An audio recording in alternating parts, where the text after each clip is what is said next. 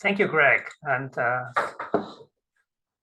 so I'm happy to give a presentation on recent work, or we can say work in progress still, on the particle size distributions measured by various campaigns. So this is a cooperation with members from the research center, and especially with Martina. She's doing a lot on these particle size distributions as well at the moment. And yeah, the motivation for the investigation was a whole bunch of interesting things you can get from the bimodality of particle size distribution. You have different sedimentation velocities, so it might be important to consider this in the models. This is an indicator for different formation mechanisms, and this results in different particle shapes and scattering properties, which is of special interest for me, where I'm coming more from remote sensing, and it's always a problem that you have from remote sensing. Not all information you get it from your measurements, so you need to make assumptions, and you need a good estimate for example, for the scattering properties. Yeah, so it modifies the radiative transport, and so in this case, the radiative and the retrieval, you get radiative and retrieval effects by the bimodality. This has maybe a climate impact because optical properties and especially the effective radius is changing, and this has an influence on warming and cooling. And like I already said, Martina is doing already a lot on the particle size distribution. This is an example of the all campaigns together in this database Julia, a PDF, just how frequently a certain diameter appears in the measurements and the corresponding number density. And the green line is a median of all these measurements. And already here you see a kind of bimodal shape of the data. But of course, in the real measurements, it might look completely different. And this was illustrated a bit here in the introduction view graph, where you see a lot of different particle size shapes of particle size distributions if you fit them with a bimodal functions, and then sometimes the maximums are close to each other, or here, like here, or nearly merging together, but sometimes they have a strong distance. In total number densities can be completely different, very large number densities and small number densities. So everything is possible, and you try to get this fitted as good as possible, and you need this information. So another motivation is more as a sidekick that's coming from a parallel study I did together with Wolf Müller and Alexander Rapp. Is on some specific cirrus clouds. So these clouds are observed by satellites or also by ground-based lidars and space radars in the stratosphere, so that you really observe ice particles in the stratosphere, but just above the tropopause, you can say. So you need specific meteorological conditions to form these clouds. This is an example where you have a Rossby wave breaking events, which transports a certain amount of water vapor to the lowermost stratosphere, and then you may get this circled symbols. You can detect cirrus clouds in the stratosphere. And we took this measurement as a start because we were interested, are these optically thin and cirrus clouds above the tropopause really important, or are they just a curiosity? So we made some radiative transfer calculation with Socrates model, and this is the work of Alexander Rapp, and this is illustrated here on this side a bit, but to compute the cirrus radiative effect for the different clouds we observe, and we have to make some assumption on these clouds. So the cloud thickness we were not able to retrieve, so we assumed 0.5 and 2 kilometer thick clouds, and then we computed the top of atmosphere, short wave and long wave fluxes, which give you, for cloudy conditions and non-cloudy conditions, and putting this all together, get the short wave and the long wave radiative effect, and the sum of both gives you then, for this specific type, is there a cooling, like in this case here for the shape aggregate, and an effective radius of 10 microns. We get lots of the clouds, more or less all, have a cooling potential, and for more or less complicated particle shapes, which might be a little bit more realistic, we use spherical particles. You see that these cannot produce any cooling. They produce a warming, and as well their amplitudes are smaller than for these aggregate shapes. So this calculation shows strong dependence on the particle shape with respect to warming and cooling, and the effective radius is again very important. It makes the effect stronger or softer if you have a large radius. It also depends on the season. So how, of course, of the sunlight, how much scattering you get. So it makes quite a big difference if you have the winter, so you get usually also no cooling in winter conditions. And of course, like you've seen here, the optical depth, and in turn, it's the cloud thickness plays also an important role. Yeah, and these are all parameters you get also from the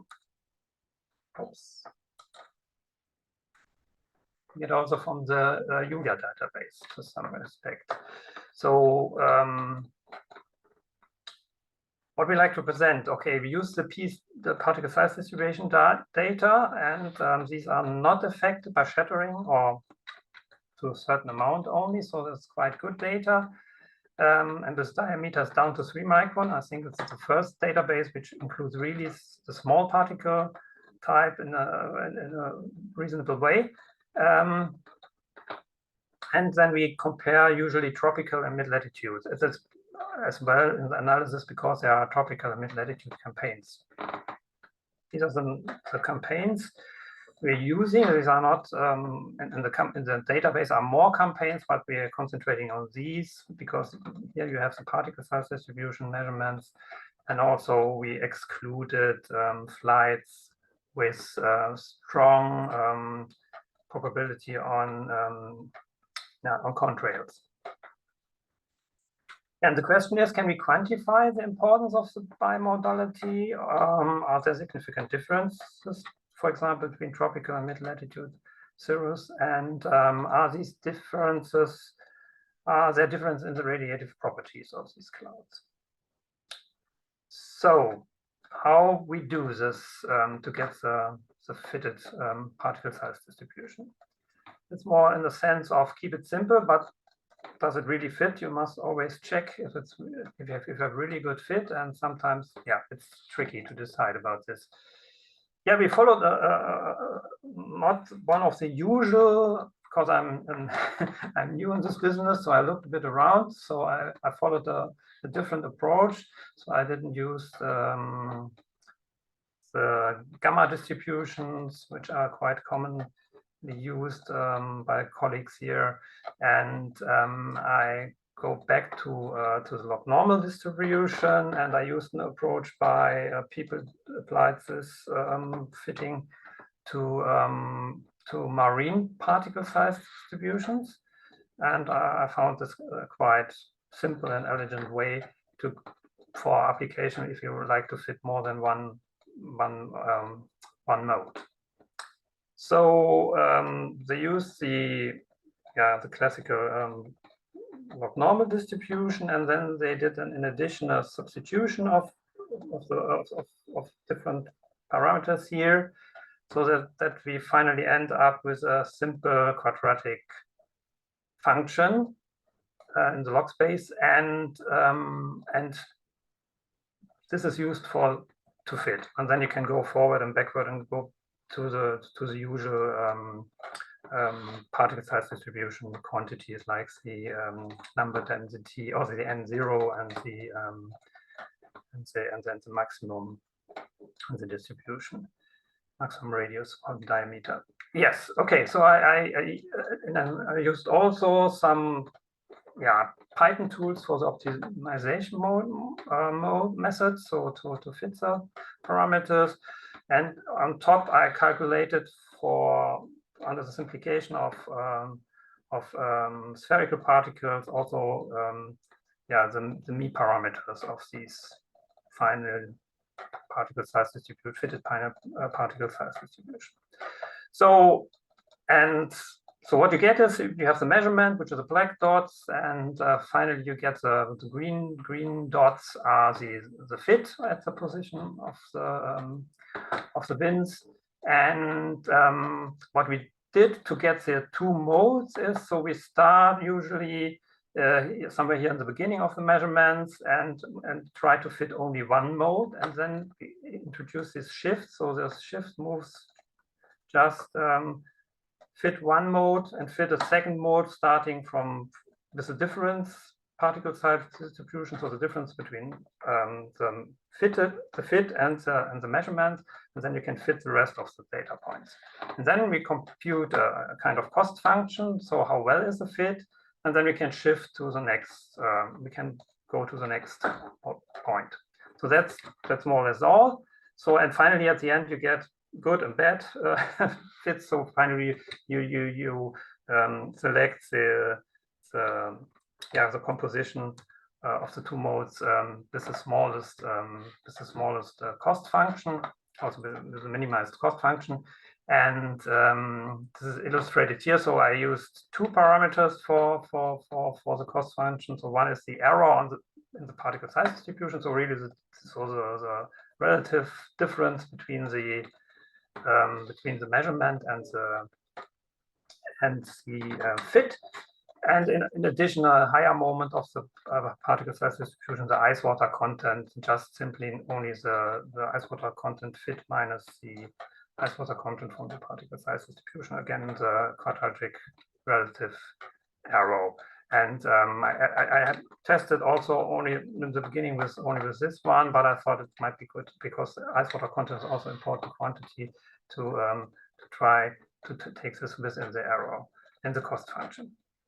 So what we finally get is, if I look to the error for the whole database, it's just a PDF here of this fit function. So here is the threshold I selected, it's 60%, or 0.6. And so usually, okay, most of the, of course, of the fits are certainly better. So then before we made this calculation, this is not a single particle size distribution. This is already a 10-second mean. So I thought, because the particle size distribution has sometimes gaps in between and are changing from one spectrum to the next, it's better to use a 10-second mean.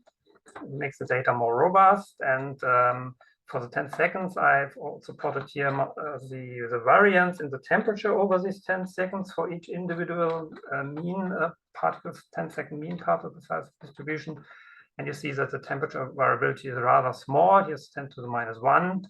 And so usually less than half a Kelvin, but yeah, certainly down to only promilles of Kelvins. Yeah, like I said, sometimes it's still tricky to find with this method particle size distribution, and with a visual inspection, I think it's still important to get an impression how well your algorithm works.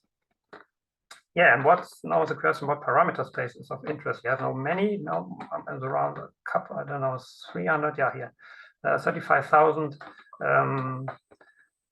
Particle size distribution, you may like to order them in some way, and the very typical one is more the ice water content temperature space for investigations.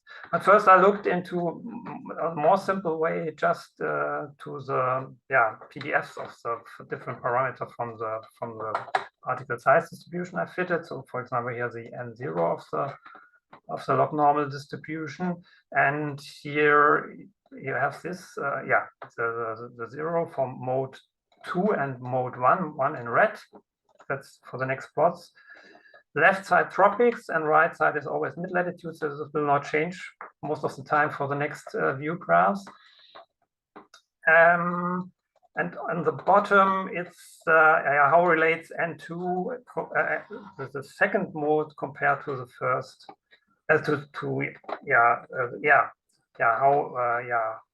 how compares the second mode if you have a second mode to N1 plus N2. So it's just it's a question. That's kind of partitioning between the two modes. So if you look to the top one, the red one includes also the single mode one. That's the reason why, because the amplitude is higher. And in general, it looks not different, so much different between the tropics and the mid latitudes, but definitely there's this shift to higher N for the mid latitudes. And in the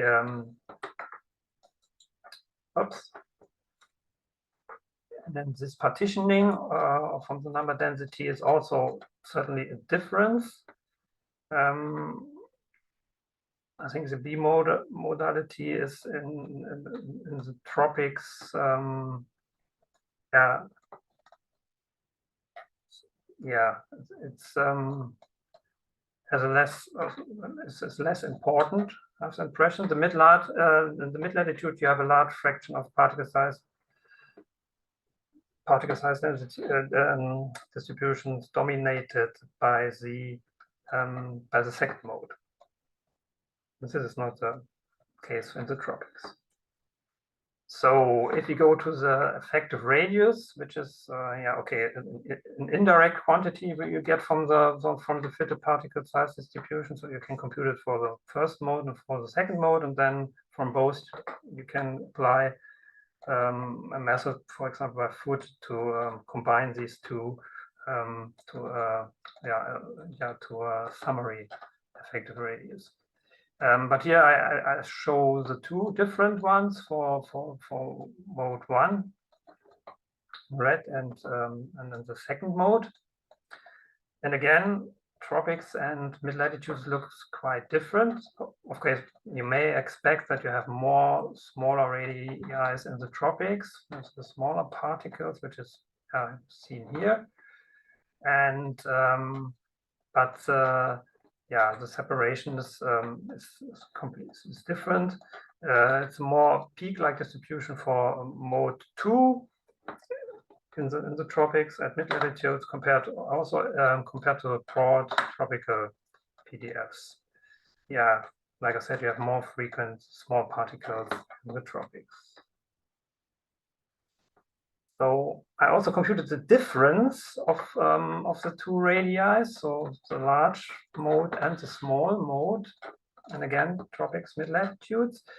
And I think that looks a bit interesting. So for the mid latitudes, okay, it peaks around 80 microns, and in the tropics, it looks more like we have two modes. There's a peak around 20, of course, this one here, and around 150 around here.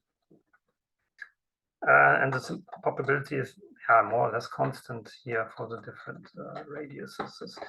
But you see that this region here, this ellipse, is much more pronounced, much more,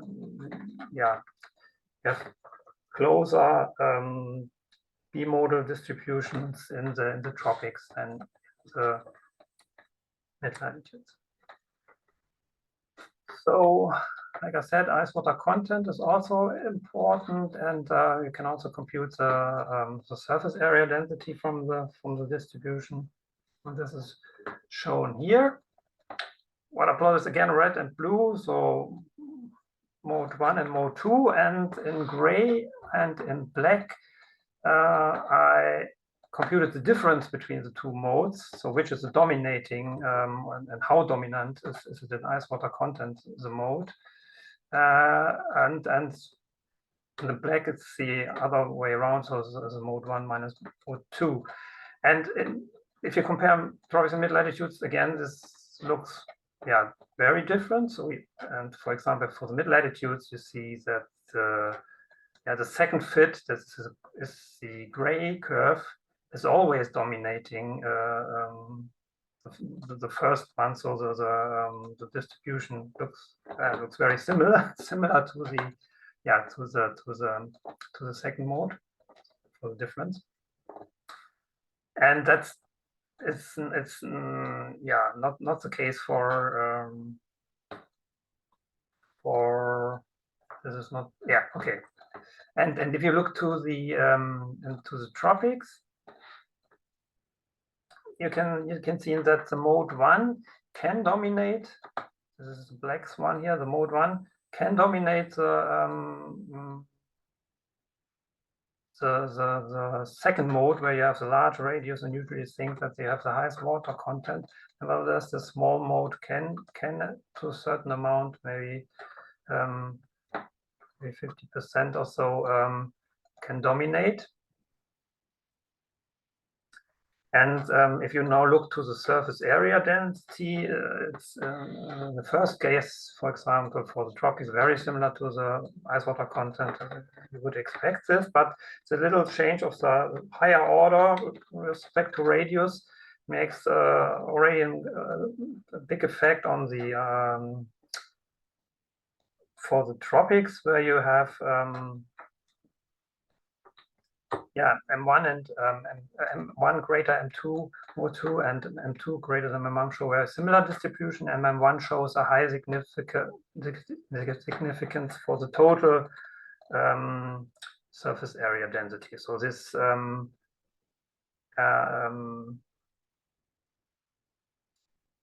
this is the black curve.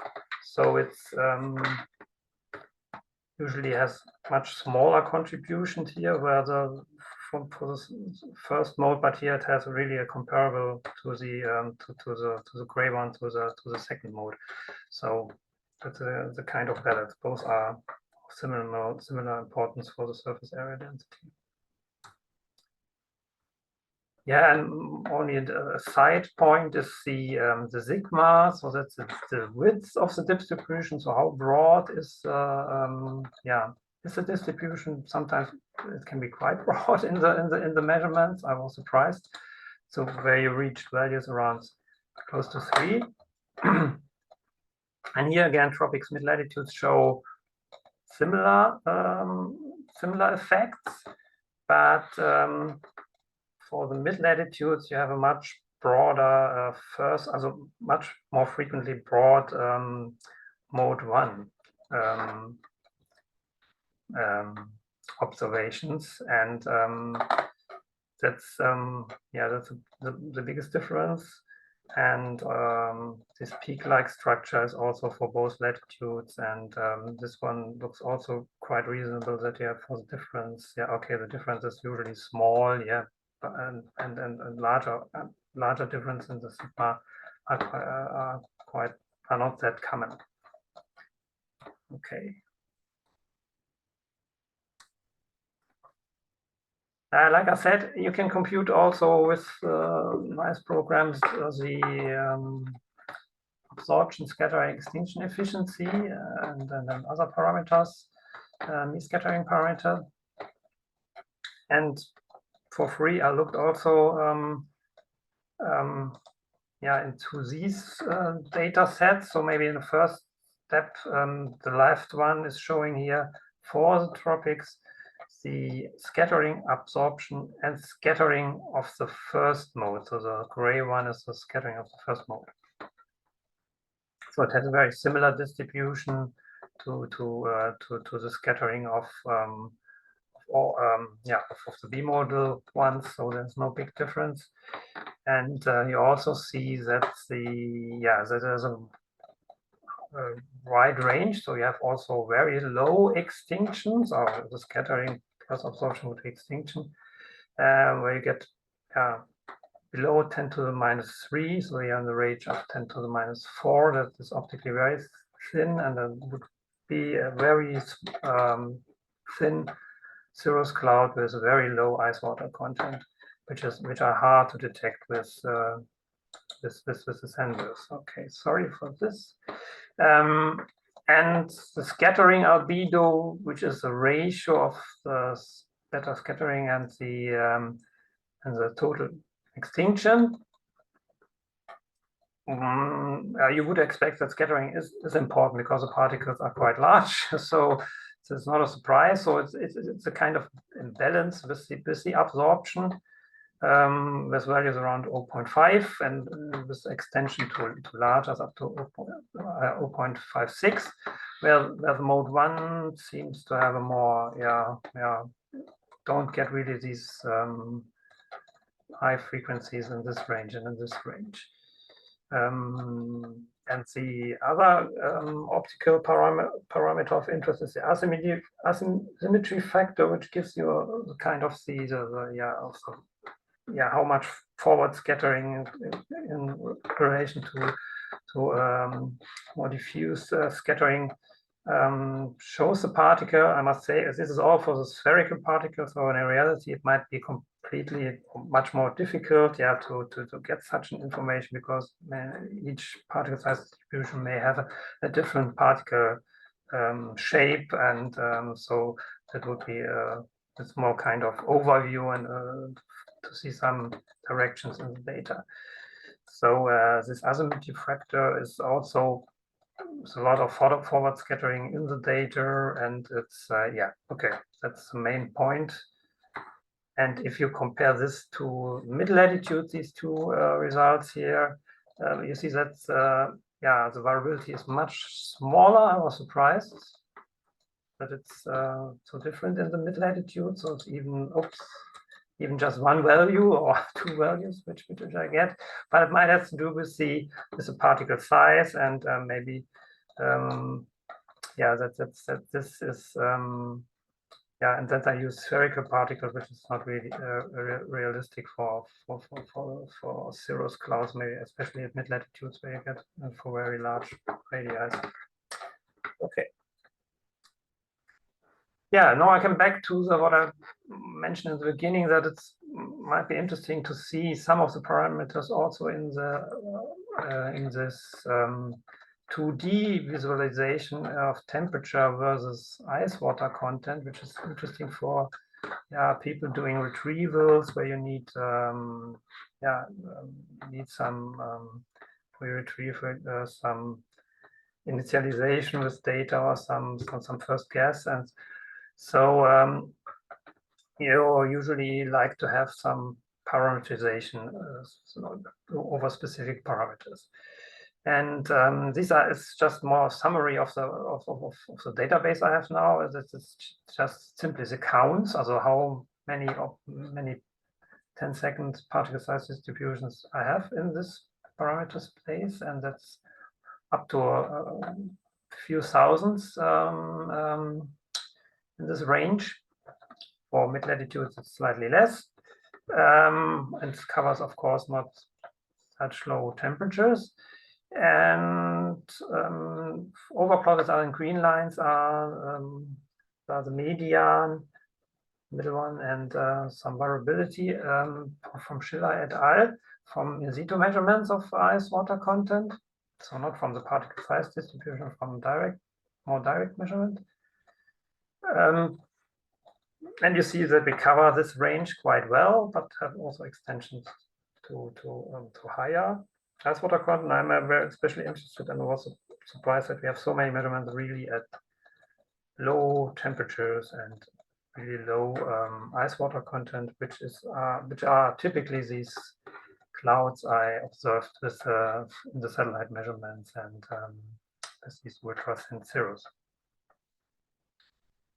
I may skip the particle size distribution and look again to the diameter of the particle of the log normal size distributions, just to compare tropics and mid latitudes. There's a tendency for larger particles. I'm a bit surprised at low ice water content and low T. So more in this fits. That's a D1, and if we go to the second mode, that's below. This looks more smooth, but it has also changed I should also change the color code, because for the large particles, and it covers really a range of 10 to up to a few hundreds. So that's what you get in the second mode, which is very similar to the mid latitudes. slightly shifted maybe, but it's very similar.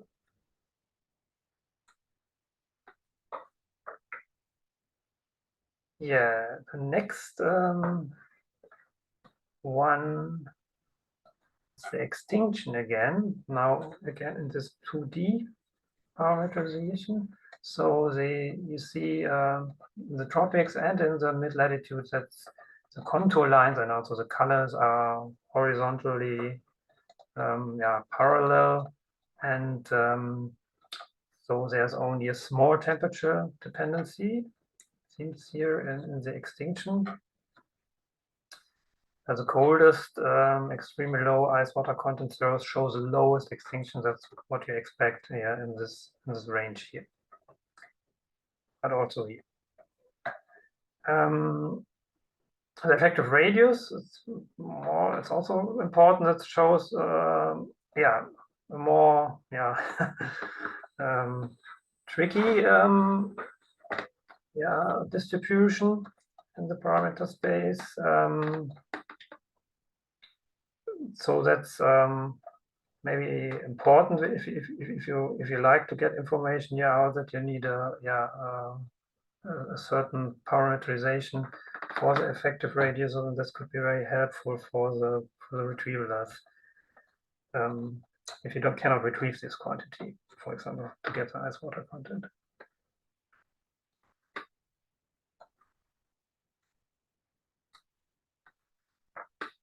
Another parameter I called is bimodality fraction. It's a very simple thing. It's in this parameter space.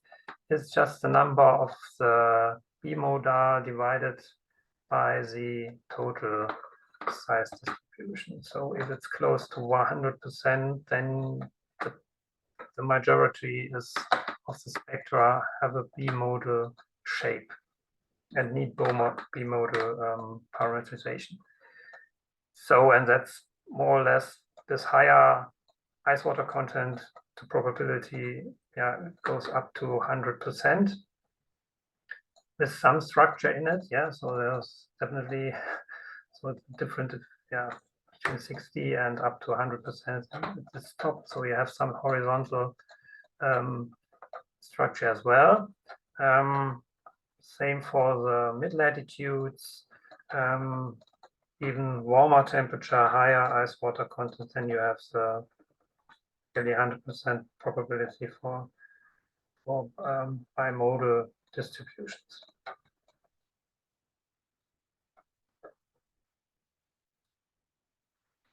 Finally, I started to check a bit more on the absolute values. How well are the ice water content or the number density?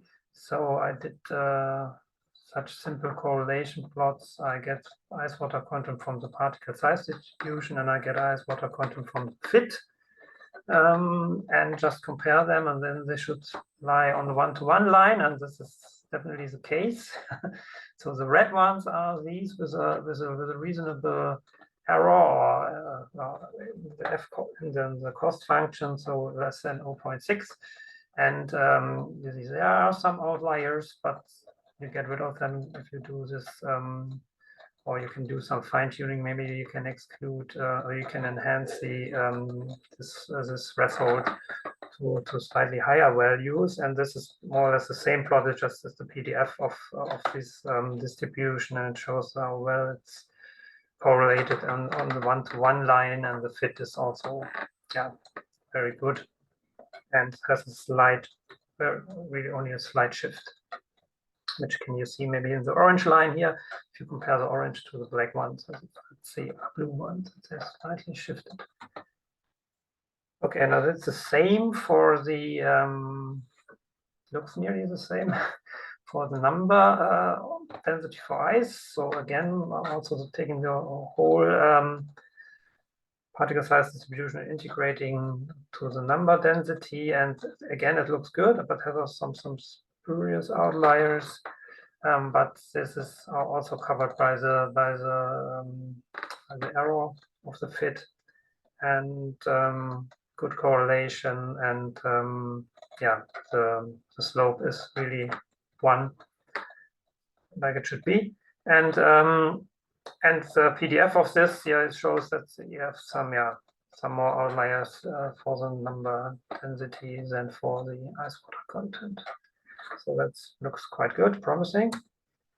So I like to sum up.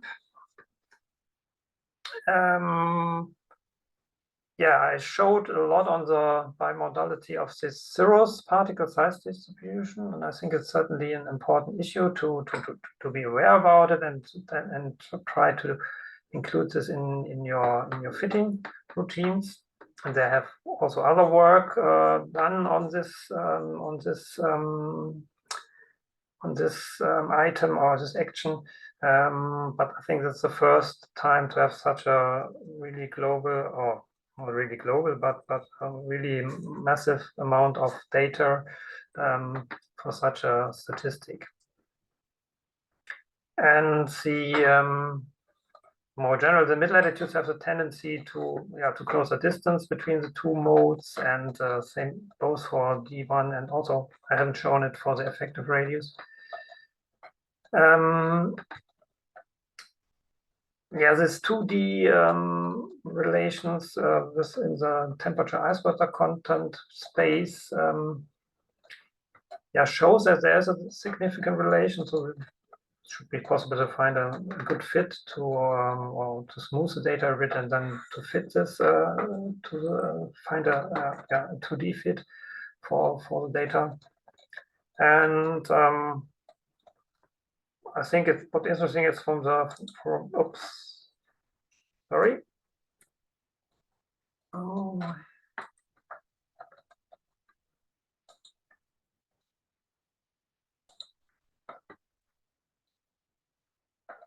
I thought is interesting is that from the single PDFs, 1D PDFs, that the mode 1 can really dominate the second mode for the ice water contents. It's didn't thought this.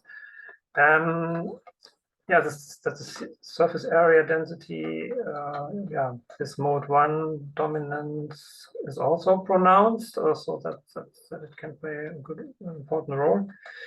A new PSD database for microphysical parameters for optically thin to thick. I think that's the thick one is not so interesting for the satellite instruments, but it really covers the whole range.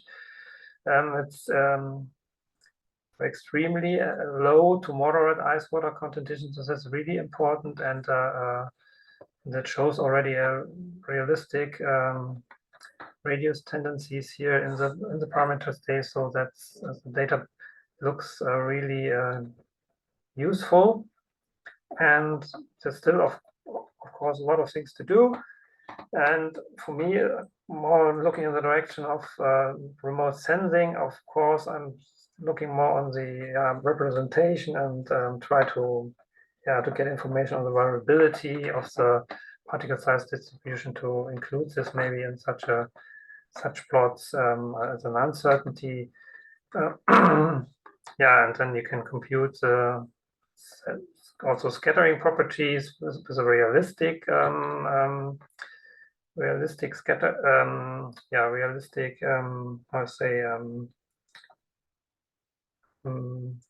particle shapes, for example. And maybe it's also interesting for model applications to have these particle size distributions in the temperature ice water content space for to make model calculations more efficient, or for checking their results, like in climate models. Thank you very much. Okay.